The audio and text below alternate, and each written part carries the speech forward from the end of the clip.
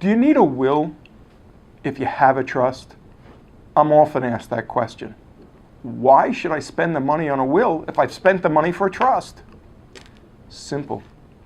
A trust generally has just real estate in the name of the trust. So what you get is what's called a pour-over will. It pours into your trust. It makes certain that your cars and all your other assets go into your trust at the time of your passing. It's simple as long as those other assets are under $150,000. In Los Angeles, California, it's important. Have a pour-over will with a trust. My name is Jonathan Leventhal with the Leventhal Law Group. We're offering a free 1-hour consultation.